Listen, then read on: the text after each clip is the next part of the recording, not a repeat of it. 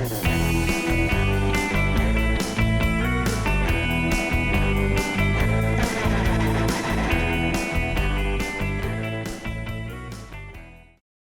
everyone, and welcome back to the Podcast Wreckers. You can find us online at podcastwreckers.com. I am Adam Aragon. I'll be your host today.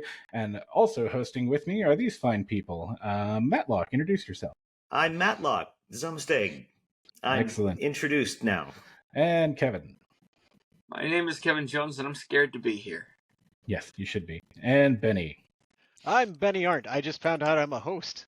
Welcome to the party. How far you've come in only a week. We're all co-hosts with no guests today. No guests at all.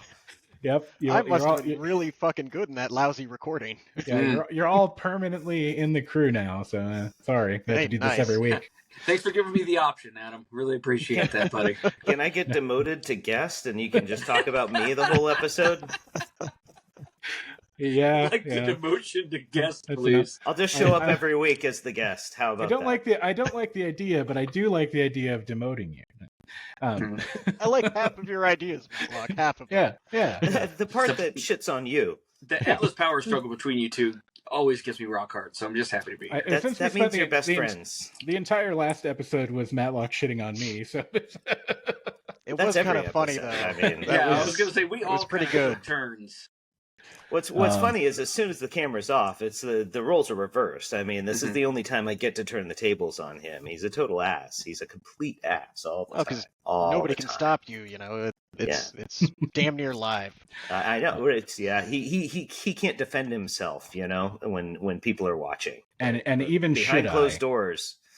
Yeah, your guys' friendship is truly inspiring.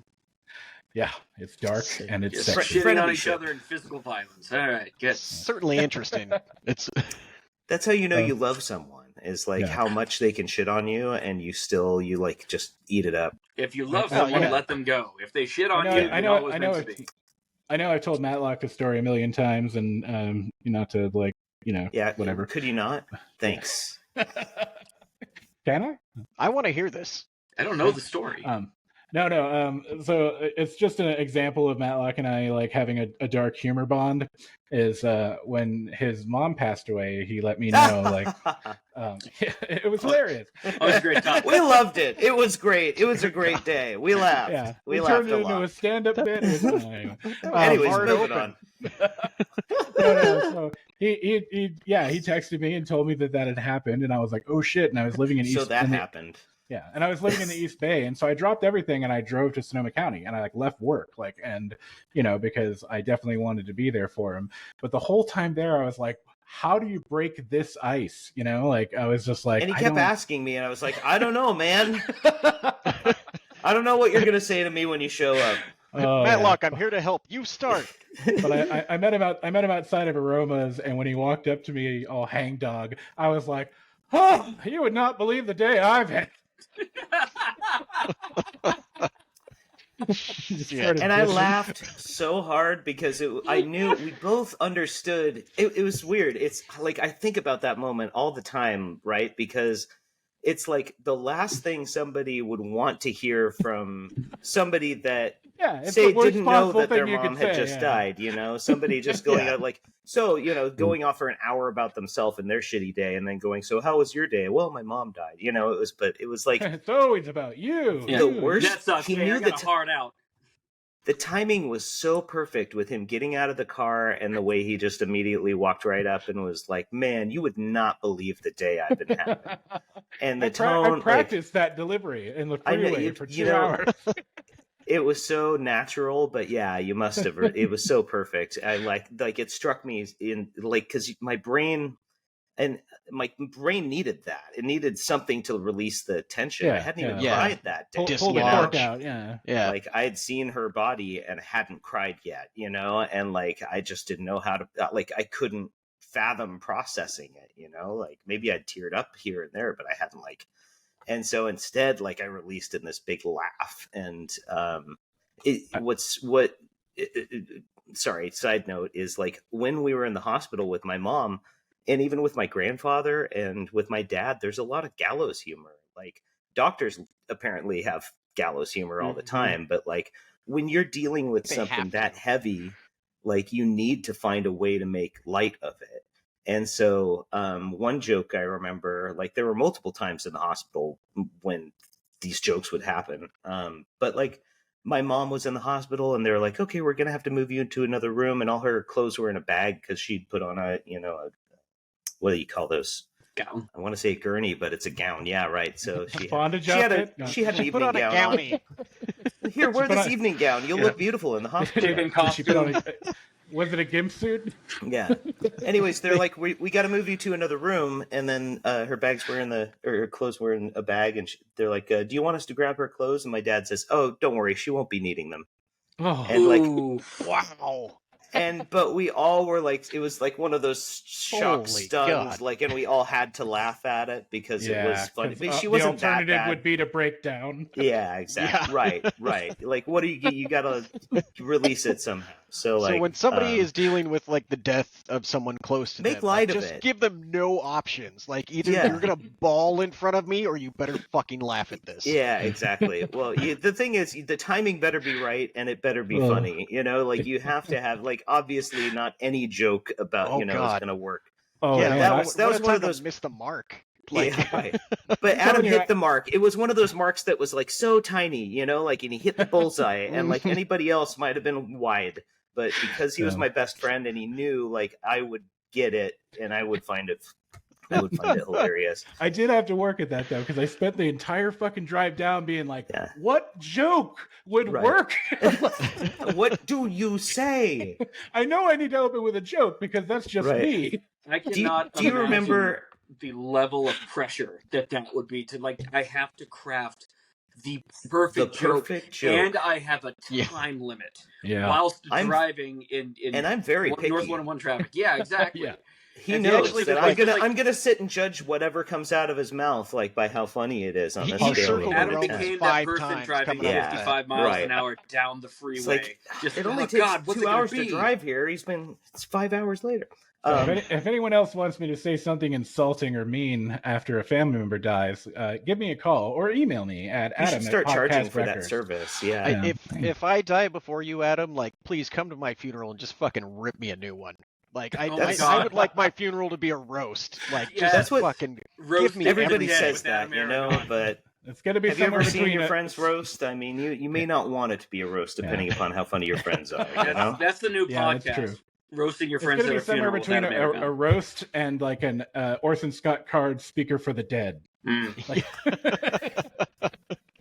That's a hard line to walk. Do you remember, Adam, that same day we all went to see a movie to take our minds off of it, and we went to see Jojo Rabbit, which Taika Waititi, right? Which, by the way, an incredibly sad Nazi Jewish situation in which the boy's mother hangs himself and dies, gets hanged. She gets like the first 20 minutes or something. Gets hanged. That shot in that movie, like I actually cried out in the theater, just like seeing the feet hanging and just oh no. It was the day my mom had died, and I literally was like, "Is this a joke? Like, why?" So this is something I've noticed is like whenever Taika Waititi's gonna jump out and be like, "Gotcha, Matlock." Yeah, exactly. Your mom's dead. She's like this woman. And Adam and I planned this. We made a whole Hollywood film. So and then a couple days later. A couple days later, so that was ironic, right? I was like, wow, what are the odds? What's, life's going like, hey, haha, this, hey, you like dark comedy, look at this. Yeah. And then a couple days later, I go to see the Mr. Rogers movie with Tom Hanks. Oh, man.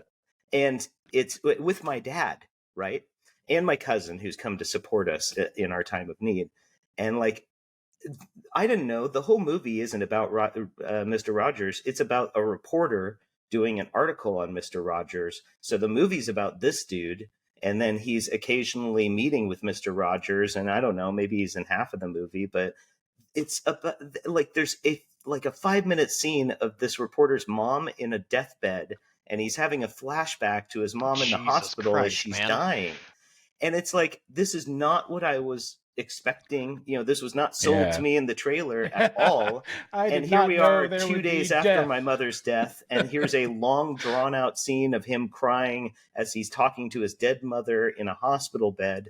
And it was just ridiculous. And it's one of those things where I wonder, like, okay, obviously, like, you're thinking about something, you start to notice like it more. The blue car syndrome. Yeah. But is it just that there's like dead moms in every single movie or something? Because what are the odds that I would just go to see any movie and every then Disney that movie? Yeah, I know Disney trope. movies. I mean, right. I was very depressed one day, and I went to Last Record Store to pick up some new music to try and. I wasn't like dead mother depressed, but just regular depressed. And I've been there. And I found some John Lennon music, and I was like, I love John Lennon, and there's a song called "The Luck of the Irish" in it. And I'm like, fucking perfect. This is what I need right now. Yeah, I'm Irish. That's fantastic. And the chorus goes, if you have the luck of the Irish, you'd be sorry and wish you were dead. If you have the luck of the Irish, you'd wish you were English instead. And that's the fucking chorus, and half then of it goes on about the IRA for about 5 hours. Here. It's a long song. Come on, all IRA propaganda. It's really. Wait, was that John Lennon or Elton John? That was John Lennon. John Lennon. Elton John, the See unknown. him. Esquire the third. I just picture like the two of them conjoined like halfway, like so like half of Elton John's body, and it's all dressed up, all like, and then John Lennon's Centipede. On the other side. John's just playing guitar with the right hand, and Elton's playing piano with the left. All right, I'm going to segue us into some improv and have you guys do a couple little quick scenes. You don't want to stick with depression? Yeah. Your scene is, your mom just died. No. Oh, what irony. You sick fuck. No, sorry. What are the odds? It's here. I just I prepped it 3 days ago. It's just on the sheet. I'm just reading off the sheet. It's not my fault. It's the sheet's fault. And so the sheet says, for Matlock, a lumberjack forgets his axe.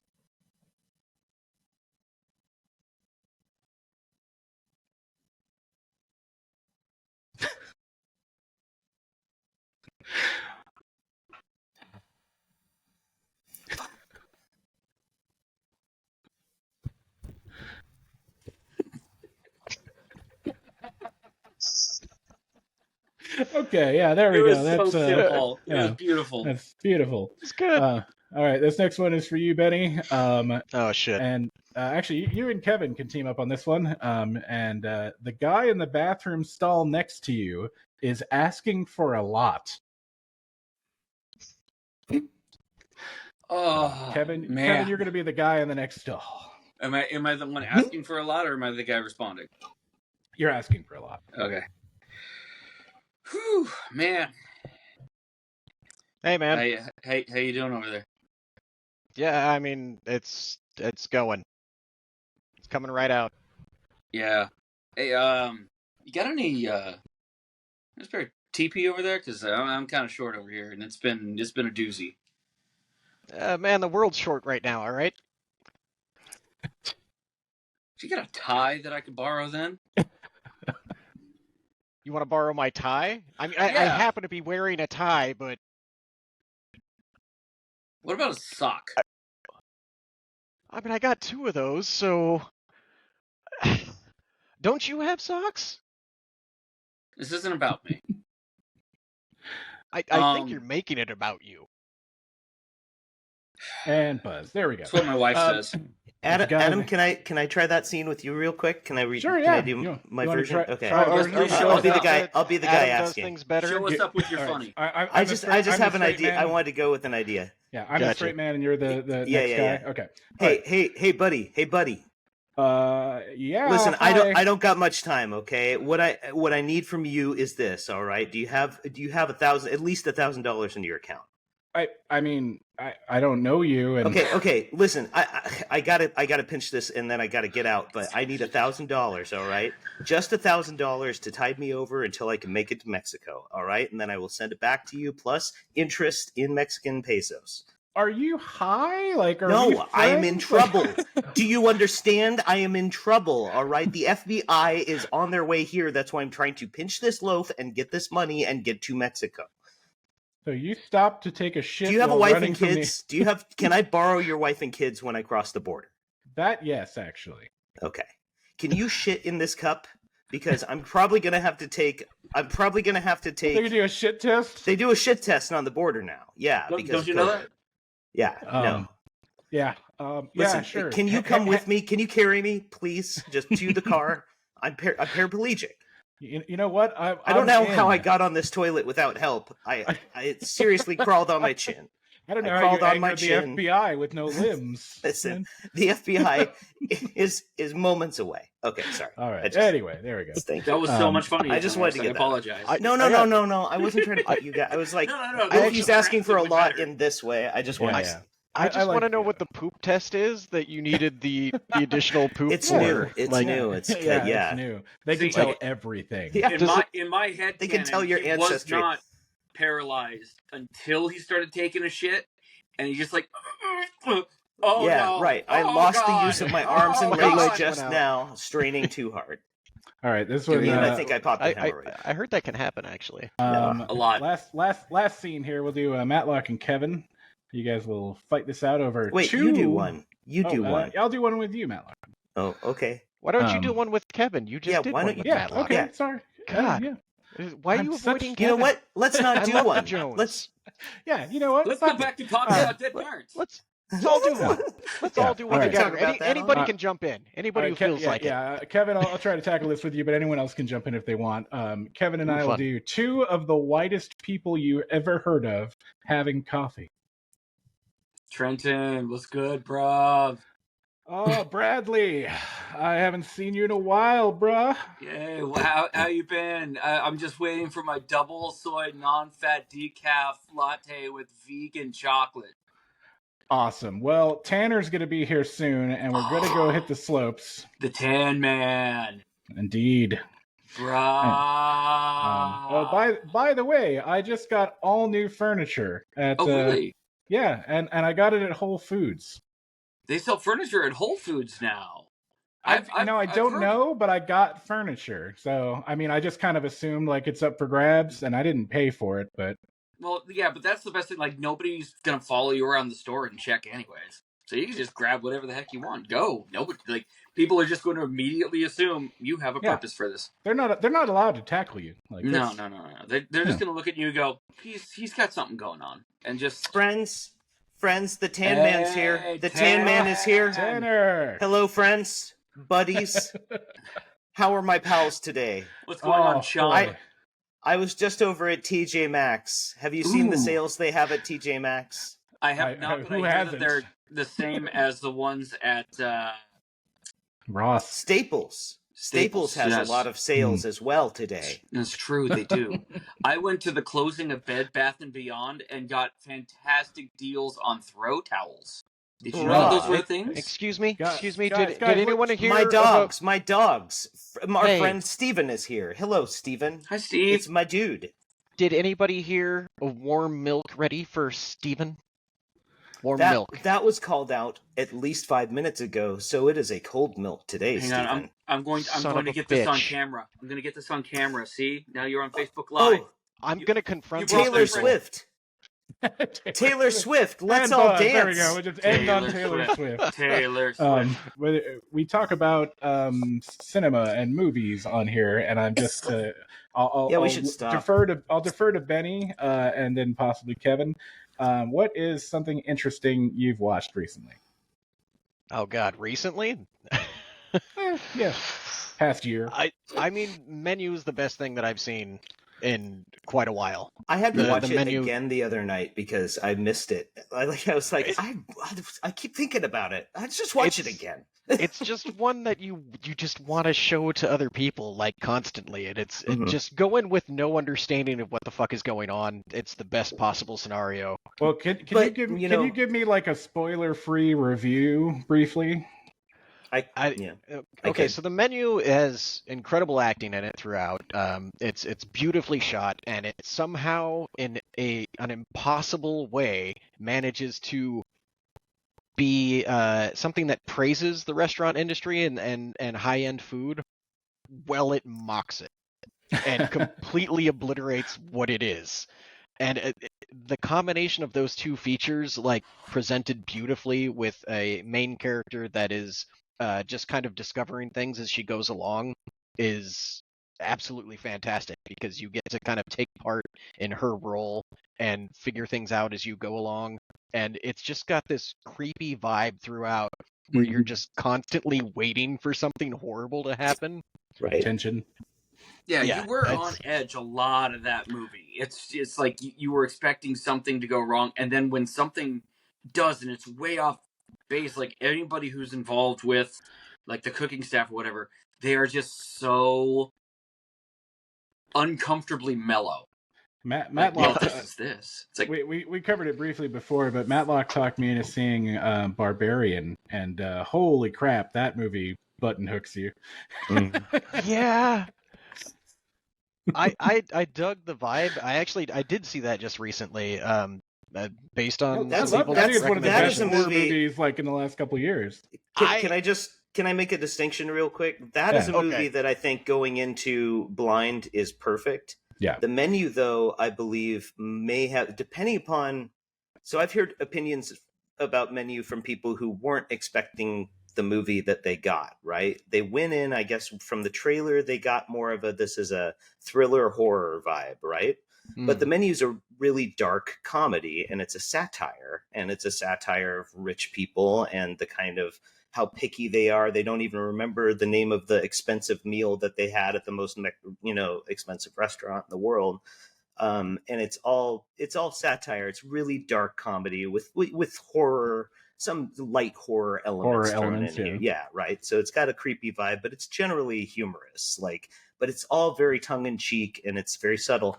So my girlfriend and her mom went to see it, I think, when it came out, like Thanksgiving or whenever last year, and they were just kind of they didn't catch on that it was a comedy, right? Like as they're watching it, they're just sort of taking it at face value. So I think because they had gone in with the presumption that they were watching a certain type of movie, they weren't picking up on the subtleties of it. They're not big into comedy anyway. So it's one of those things where it's like, if you're into film and you're into comedy and dark humor, then you get it right away. But otherwise you might go in and go like, well, this is really, that's not funny. He just chopped his finger off. What's funny about that? Or, they did this. Someone shot themselves. Jesus, why is this funny? And it's like, it's dark humor. And you have to have been looking at it through this certain lens. Yeah. But then Barbarian is very much like, it sells itself a certain way. Hereditary did this too with the trailers, where you kind of got an idea the whole movie was going to be about this creepy little girl, and then you find out that it's not about the creepy little girl that was in the trailers. Oh, it is not. Yeah, I mean, I never saw the trailer for Barbarian, and it lost me like partway through, because it started out as a very serious film, and then it took a very left field turn and started becoming ridiculous really fast. So I know nothing. So you hadn't seen any trailers? I know nothing. I had not this seen movie. a single one. Oh, dude, you haven't seen it? Okay. It only shows you the first 15 minutes. So regardless of seeing the trailer or not, you don't know there's going to be a twist 20 minutes into the film that turns it on its head. Same with Malignant, kind of. For me, it was kind of like Tusk, but they didn't present as silly from the start. Right. And that can be a detriment. Tusk was messed up. And so when it flipped on me, I was just like, okay, these characters are just doing stupid shit.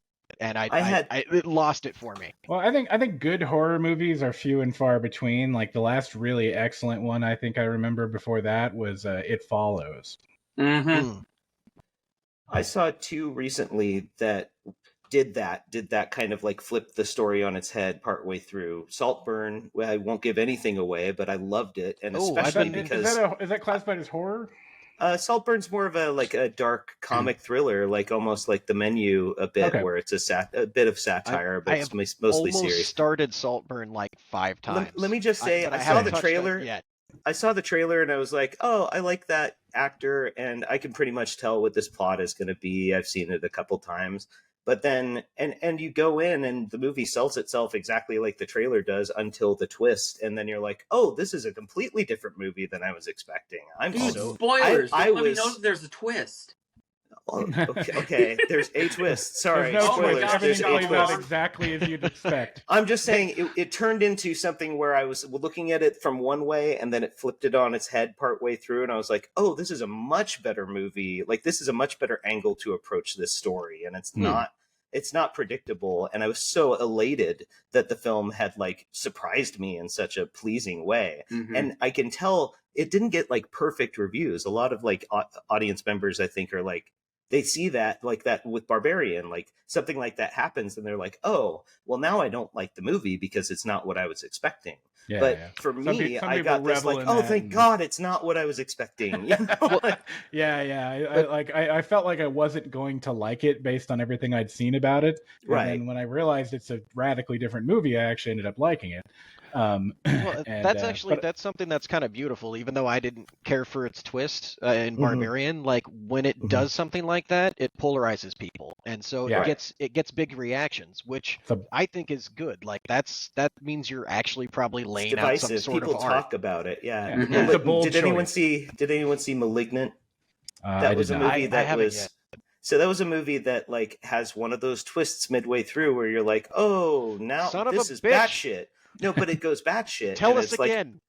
Like, if you went into that movie just having heard someone say it's a piece of shit or it's amazing and crazy, you go in and you watch it and until the turn happens, it's up to you, like who you are as a person, whether you enjoy the turn or not. Do you like movies that go batshit, or were you going in hoping that it would stay a straight thriller through the whole thing? You know, The Guest. Have you ever seen The Guest with Dan Stevens? Oh, I loved The Guest. I love Dan Stevens. Yeah, it was originally about a cyborg soldier, and they turned it into he's just a regular soldier, but he acts very like almost like the Terminator, robotic, in his mentality. Oh, that's kind of neat, actually. And so, but it's like he comes to stay with this family of someone he was in the army with, and their son died, and he was like, hey, I was in the platoon with your son, and you know, I just wanted to say he told me these last words, and they're like, oh, stay with us. Yeah, he kind of ingratiates himself with the family. And you can kind of tell, like, oh, well, if this is any other movie, it's going to like go, oh, he gets creepier and creepier, and then like, oh, he attacks the family or something. But instead, the third act, they decide to turn it into like a Halloween horror comedy, and it goes really like off the rails. And it's like it's a good Halloween movie, but it's like the tone shifts so dramatically, but in a way that either you're going to love or hate, you know, it becomes divisive, like you're saying, polarizing, where most people are like, oh, I was hoping this would stay the same movie the whole way through. And it's like, now it's just having fun. That's the thing. I mean, if you're enjoying that ride. If half your movie is bad because you want the other half to be good, like that's not ideal. But so I'm going to shift gears here and go to video games. Kevin, you played any games lately? Oh, I will.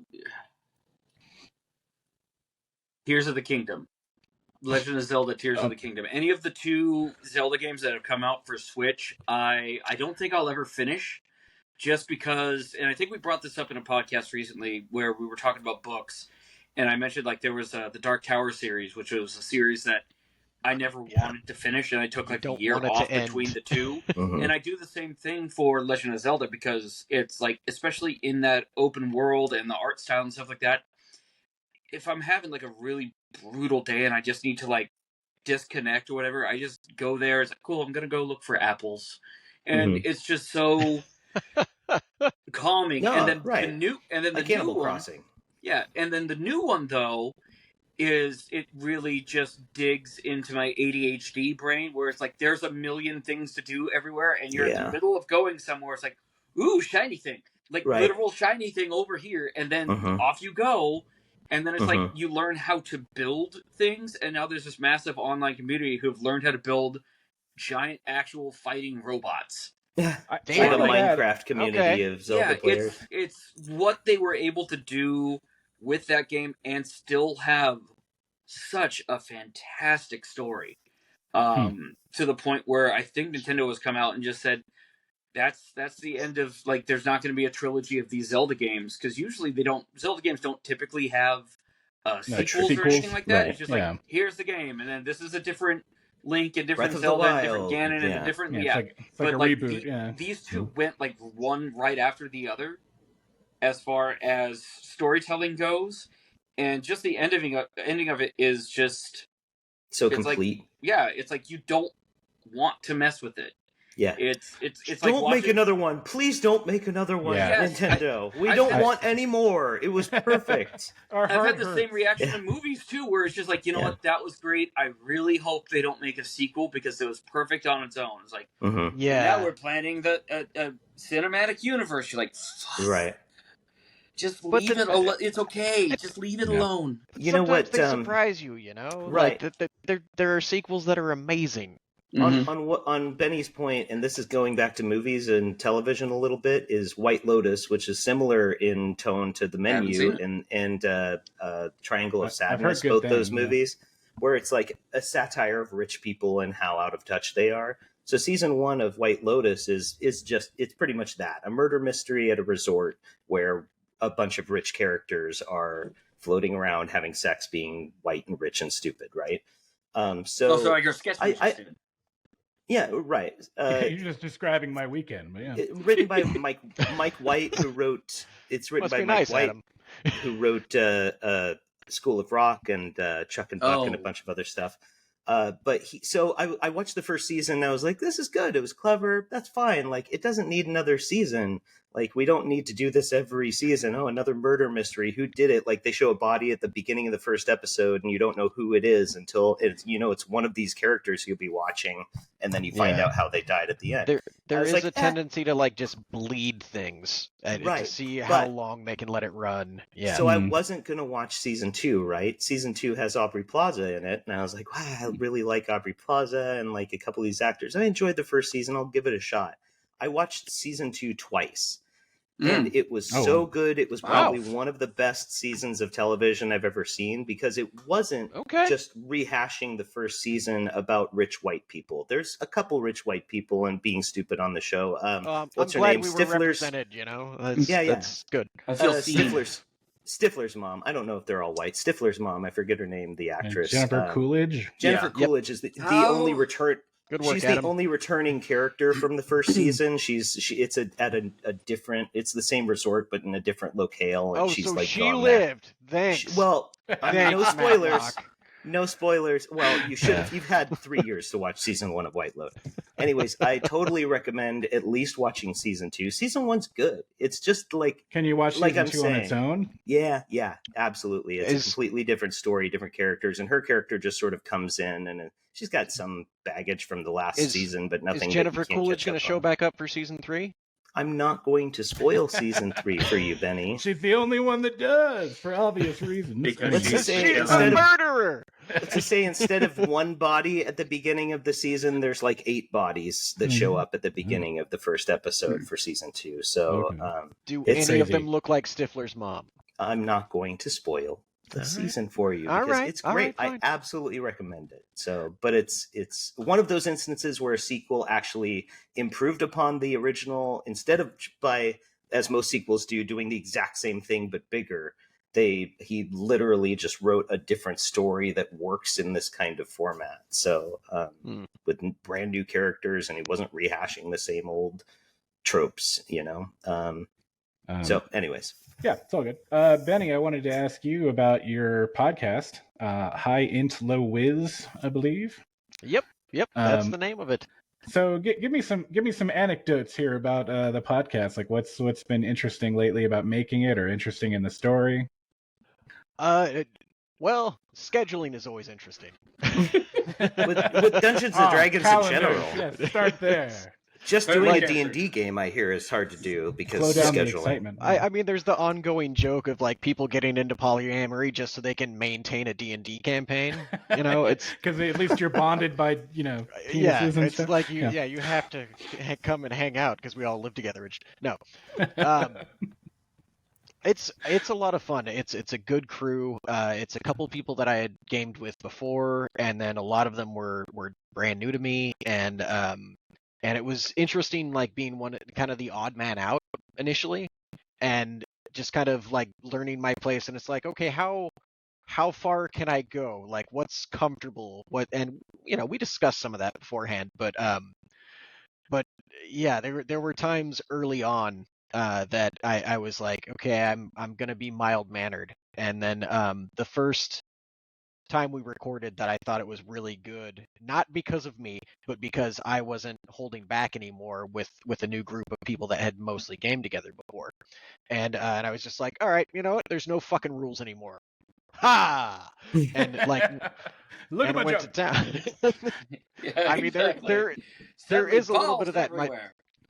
My character is a champion naked fighter. So so there is a little bit of that. Yeah. Living the dream. Yeah. A power fantasy. But so I like how you're working backwards and turning your D&D group into a polyamorous collective. Maybe both our characters are both attracted to the dragon tree elf.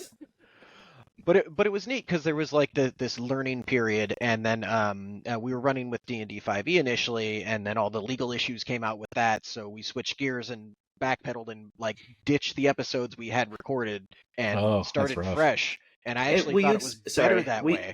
Will you explain that? So 5e for our listeners who don't play D&D. D&D 5th edition. What is 5e and what were the legal issues? Dungeons and Dragons 5th edition, they decided that they were going to try and basically charge people for making actual plays that use their game system. So they pitched the idea and it got leaked, and there was a huge backlash from the nerd community. Sorry, I'm still on my naked fighter guy. The nude nerd community, right? the nude nerd community was outraged and direct. It's a small group, but we're vicious. No, but the nerd community online, like just people left Dungeons and Dragons Online, Dungeons and Dragons Beyond, just in droves. Yeah, I think like to give some more context to that too, like basically D&D has had a public license for like the last, I don't know what, 20, 30 years or something like that, that allows you to like use the basics of their stuff to like make your own adventures, to make your own content, etc. And basically like one of the biggest appeals of like Dungeons and Dragons in particular was that there was this that meant to be this everlasting free base, and then like that document and that thing was basically like taking that away. Like, hey, this thing you've all really enjoyed for 30 years? No. Like, like, and it felt like a huge betrayal. Like, it's such a money-grubbing corporate move. Like, it was dirty. And also, I mean, the people doing these actual play podcasts are actually boosting the signal of Dungeons and Dragons. Like, the effective Critical Role on finding new gamers and new game players and letting people explore this space and have fun with it has been amazing. So the idea that this would be taken away because they wanted more money. And I mean, that's not the only dirty stuff they do too. Like they've taken all types of myths and legends from like various cultures throughout the planet and turned them into monsters in Dungeons and Dragons and then copywritten them. Like what? There's... Like what's an example of that? The Minotaur? Is there a Minotaur of some sort? Like there's got to be tons of Greek... I don't know all the specific ones that they actually own the rights to, but it's kind of ridiculous that the idea that they can like. I mean, Tolkien, like it's basically a lot of Lord of the Rings stuff too that they borrow from. Well, Tolkien actually made them convert hobbits into halflings because they used to be called hobbits back in the day, and eventually they're just like, hey, you stole a bunch of stuff from us. We're keeping hobbits. It's the title of one of the most popular one of our books. Kind of a big deal. So I kind of respect them for that, like not going after D&D for everything, but being like, motherfucker, the hobbits belong to us. Why, look, it's Filbo Raggins. Yeah, exactly. Yeah. But Samuel Gamgee. It's been a fun adventure with an N. Gollin. Gollin. Even a golem is something from it's the Jewish folklore. It's something from Jewish folklore, and that's been like stolen and is almost never shown properly. So, but there are people that are still exploring this, like through the realm of D&D and trying to do it right, and there's people trying to take it back. and people trying to show that these different things that have been borrowed from cultures need to be displayed correctly. They're still few and far between, but it's growing. So there's always that. I've been learning more and more about it. I'm still kind of a layman as far as it goes, but I started exploring this like 2 years ago when talking to my younger sibling, and they were just going off about how all these things had been taken in representation. And so I listened to basically like everything I could about people exploring the concept of representation in a fantasy world. Gotcha. That's interesting. I know Baldur's Gate 3 had I thought that they had a pretty good experience with Wizards of the Coast, because what they did was they approached them 10 years ago. A ton of money. Well, yeah, but before they were even allowed to use Dungeons and Dragons, they basically had to make 2 games as proof of concept. I think they reached out originally with Divinity Original Sin 1, and they wanted it to be a D&D game, and they got shot down. Right, so they made their own. Yeah. Well, they made it Divinity Original Sin and made their own like lore basically that resembled D&D but wasn't borrowing anything specific. Yeah. So and it was deep and it was well written. Like, right. I mean, they did a great job, and it was an excellent demo for like, hey, here's what we could do for D&D. Right. And that played out like so. Right. And 7 years later, they were like, okay, yes, now you can do a D&D game. You had to prove yourselves to You've us. You've earned your place. Earned the right to use our. Well, they knocked it out. They knocked it out of the park with that one. I was going to say, like, I'm actually really interested in playing Baldur's Gate 3 because it looks like it's basically just like the most complex choose your own adventure that you could ever do. I've never seen a game so willing to let you miss content, because it just is all based off your choices. And I've heard all these stories of different people playing the game differently. Like there's this one companion who's with you like early in the game and stays your companion for the rest of the game if you want them to be. But she is kind of aggressive. And so a friend of mine played, and when they were aggressive, he's like, I don't like this person, and killed them. And just immediately murdered them and like, well, that's a bad guy, and moved on. Right. So they had none of the storyline or context of any of her cutscenes or stories. That's the crazy thing about it is that in order for them to be able to let you do anything, they had to make a very boxed in kind of story where all these variables are possible, but it's not like playing actual D&D where you're creating or you're going off and just doing whatever whenever. Yeah. Well, it's definitely the DM, the same story every time you play through, but all the variables make it seem almost complete, 90% different, depending upon the choices you make.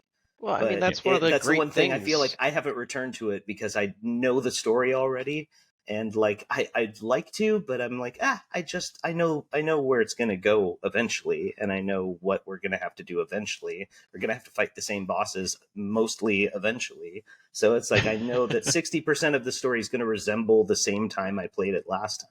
Yes, and I'd almost rather have a new story. And I've seen some pretty radical differences. Like when I played, I didn't go into the Underdark, or at all. Right. Like I never touched it. Like I never saw it. I just I went through some probably 8 hours of content in the game. I went through some other method. I don't even remember how, of just like going overland to the next act.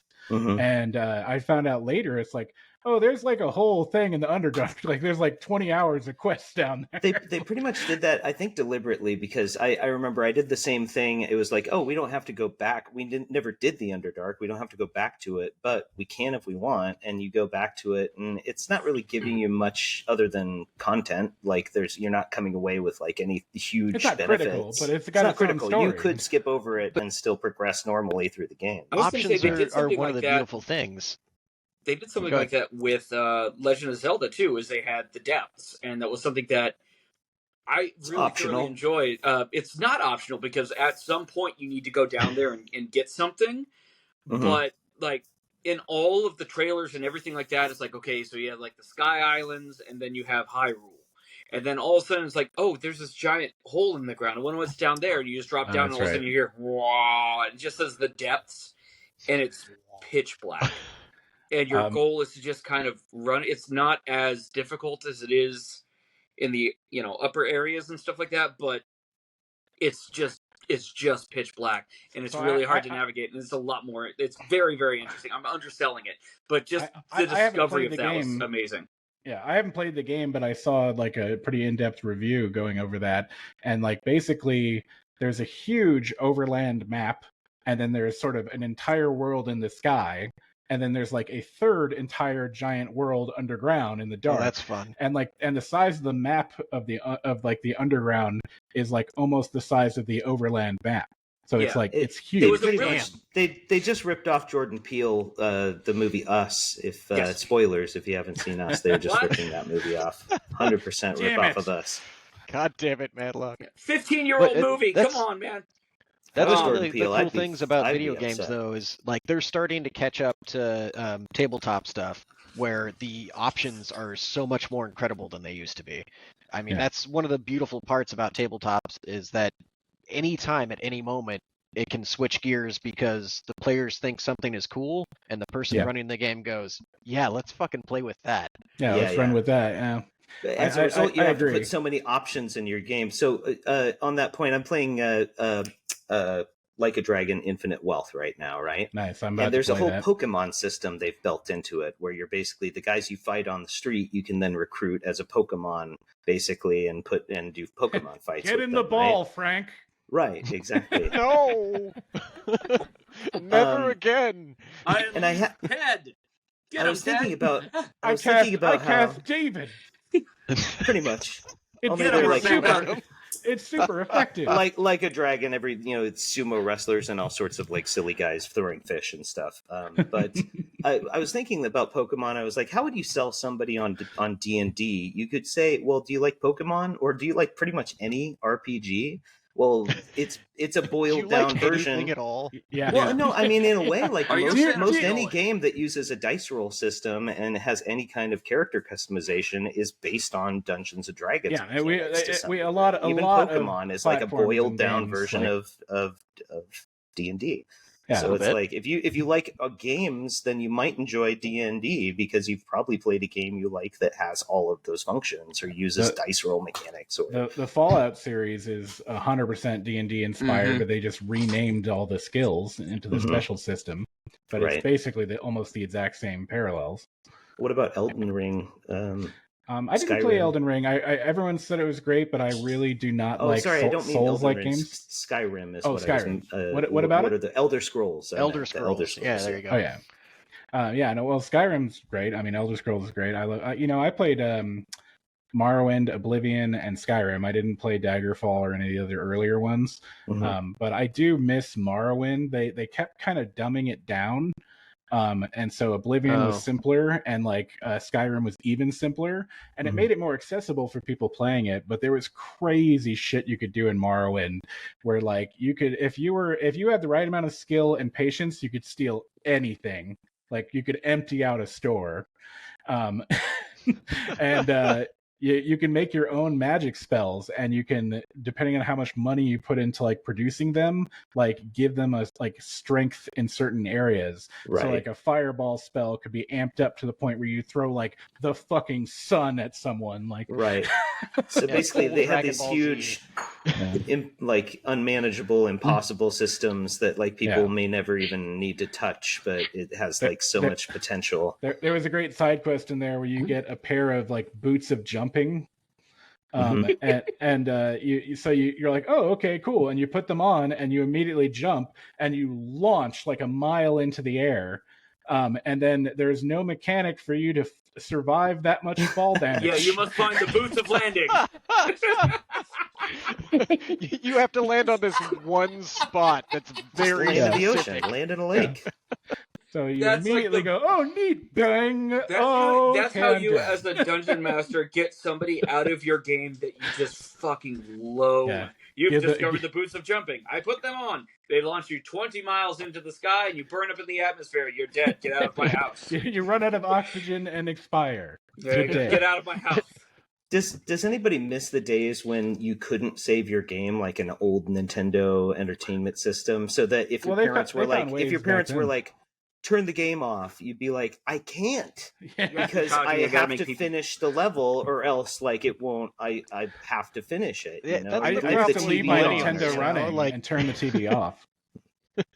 I used to leave the original Super Mario. You had to you couldn't save the game. No, you couldn't save in that. I think like you could. I used to turn off the TV and leave the Nintendo running. Like if I didn't have something where you could save, and I'd let it run all night, and then like on a pause screen, and then pick it up the next day. And then it's all hot when you touch it. Yeah. Did you guys ever do the like the slumber parties?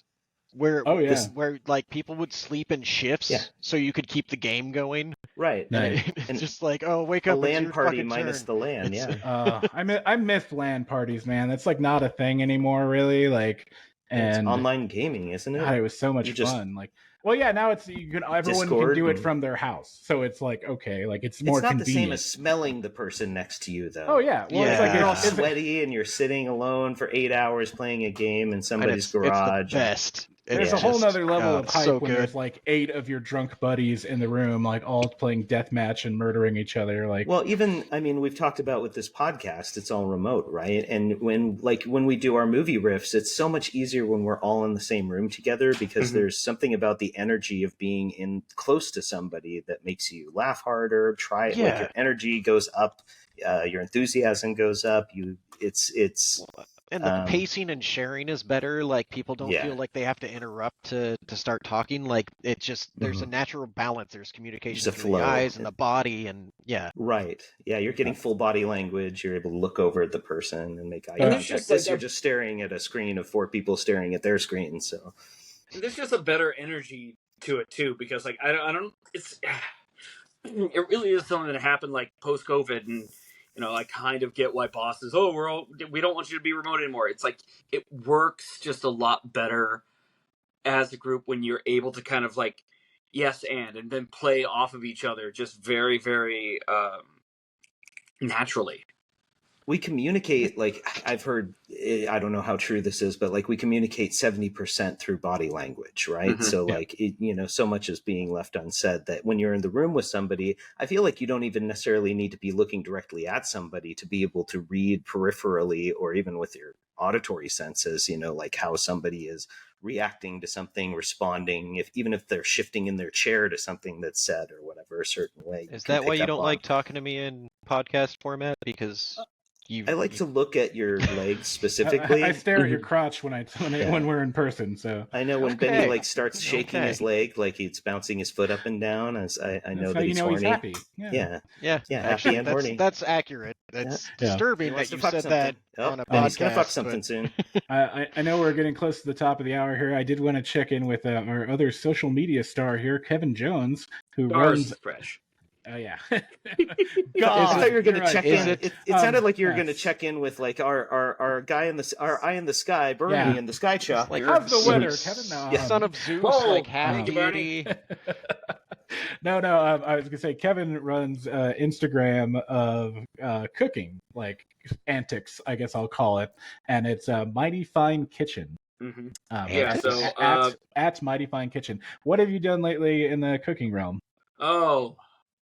I think last week I did this Caesar and cheese crusted chicken with like oven roasted carrots. And if you're not into oven roasted carrots, you're wrong. Like that's the best way to consume a carrot. Just please season your freaking food.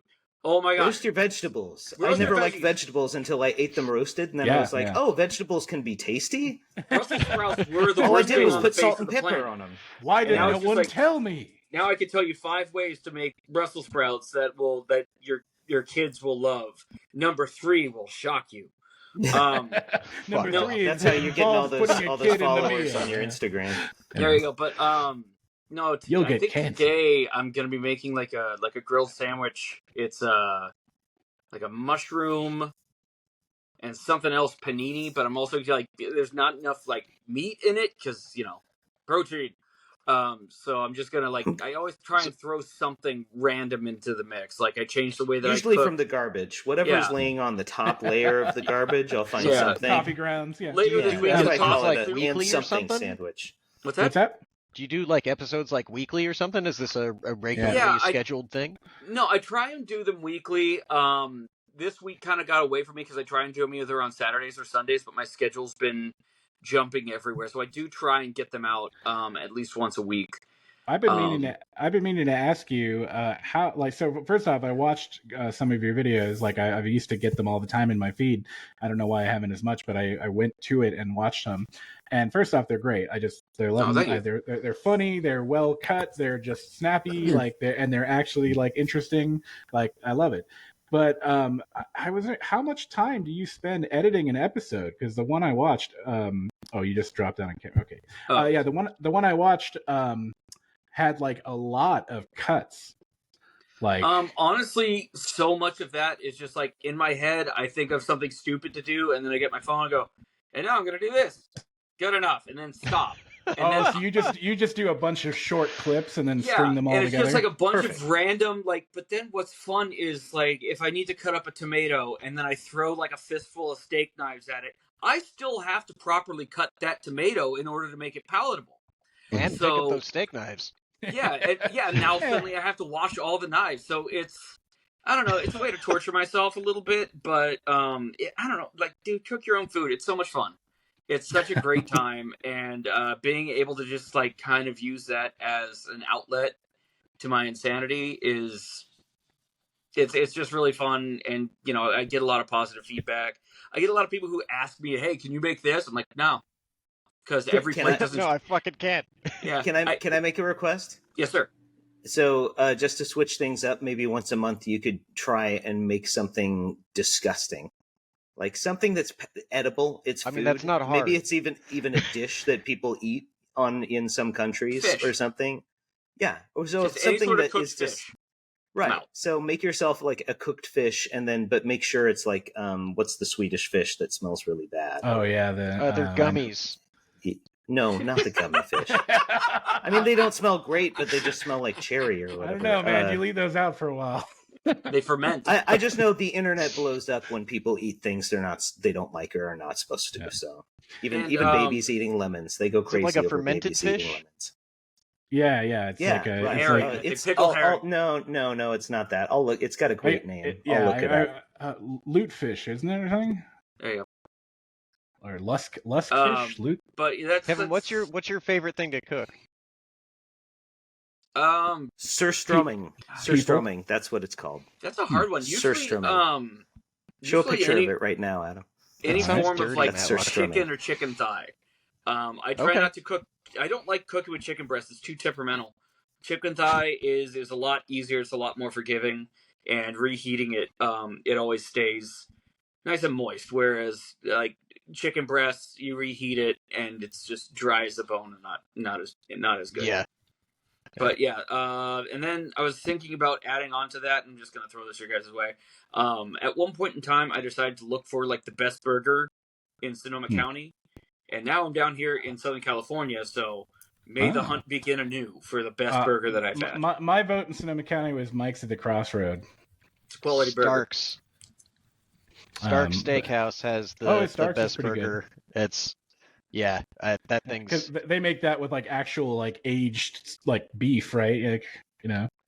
I don't know that it's aged beef, but it's just a fucking good combo, man. And I talked to my buddy that worked there, and I think he said like, is that the case?